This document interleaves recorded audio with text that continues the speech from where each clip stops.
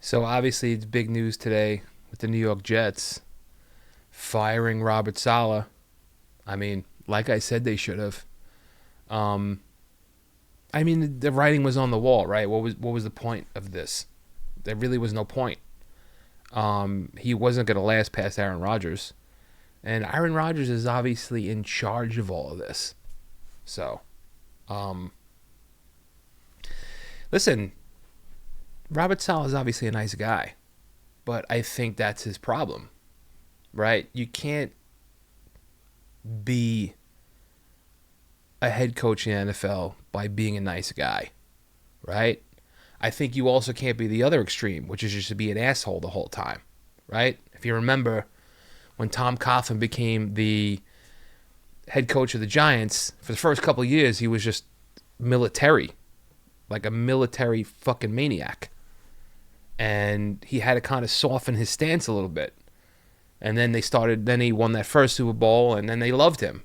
You know, Michael Strahan hated Tom Coughlin. He hated Tom Coughlin. And then after they won that Super Bowl, he said there was no other coach he would rather play for if he ever came back. So I think Robert Saleh was the other extreme. He was just too nice. And you can't be that if you want to be a leader of men, especially NFL players, right? Or football players in general. Just tough guys, animals. But listen, there's more layers to it. You're in New York City.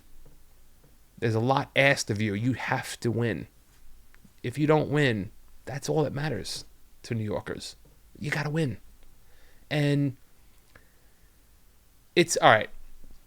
So you see a lot of college coaches like that are legends that try to go to the NFL and they get crushed because think about trying to run 53 men that all respond to different stuff. One responds to getting yelled at. The other one doesn't like getting yelled at. This one like responds to being nice.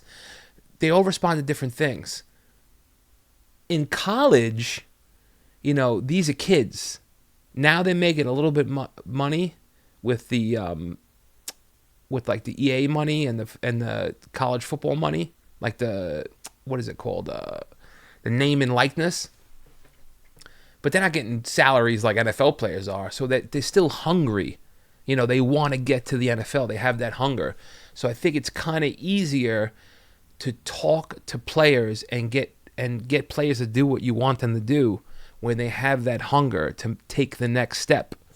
When you get to the NFL or any professional sport, and you see it a lot, some guys get there, they get that contract, they get that money, and then they just get lazy. It just affects people differently, right? I mean, look at Michael Jordan. Michael Jordan literally, after it pushed him to win that first title. Once he got that first title, he started like having to lie to himself that people were talking shit about him just to push him further. Because you get to the top of the mountain and then you're like, shit, what else is there? Because now you realize that the real high was from the road to the top, not getting to the top. So I think a lot of people, if they get to the top, Conor McGregor, for example, as soon as he won 2 titles in the UFC, and then he got that fight with Mayweather, he's never been the same again ever since they got that money. He just hasn't been. So now think about you're a head coach in the NFL, and now you have to get all these millionaires who, outside of playing football, no matter what they do, they're king. Right? They go to hotels, they're going to 5-star restaurants, they're on first class on planes, they're going on vacation, people kissing their ass left and right. And then you have this head coach that's trying to get you to play to your potential. Some people want to play to their potential. They want to be great. Some players don't give a shit. And it's hard to do that. And you're not going to do that by being nice to everybody. And that's just the way it is. So obviously they upgraded their defensive coordinator. I forget his name. Now he's the interim head coach. Listen, Aaron Rodgers is head coach. Everybody knows that. To say anything different is ridiculous. But I said earlier in the day before they named him interim coach, I said to my cousin, I said, why don't you just make Aaron Rodgers like a player head coach? I know it's probably never been done before, but at this point, who gives a shit? It's on him. So let it be on him. He's calling the shots. He definitely had something to do with this. I don't know exactly what it was, but I heard a rumor that Robert Saleh was thinking of taking the play calling duties away from Nathaniel Hackett, and Rodgers doesn't like that. So that kind of came into play with this decision. The other thing that I heard is interesting. I think it was on the Rich Eisen show.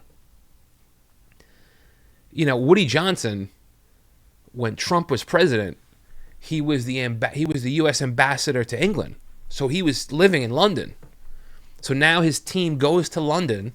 He probably has all his friends in this stadium, and they do that, and it was embarrassing to him. So maybe that comes into play, why he fired Saleh. I think it's the right decision no matter what. But here's the thing. I think this pretty much guarantees that this is Rodgers' last year, because where do you go from here? You're not going to bring in another coach. Another coach is not going to want to come in here next year if Rodgers is here, because he knows Rodgers is in charge. Who are you going to get? Devontae Adams, what does he do now? He knows that probably Rodgers is here only this year. He's banged up. Maybe he's here another year. They said he might go to New Orleans. Now Derek Carr is out a few weeks with an oblique injury. So now what does he do? So this gets very interesting, right? But I think ultimately the Jets did the right thing. They have to get a quarterback, right? Aaron Rodgers is going to be here 2 years tops. They got to draft a quarterback. I think they have to go and get an offensive guy. Now, a lot of people are saying Mike Vrabel. Mike Vrabel's not an offensive guy. He's a defensive guy.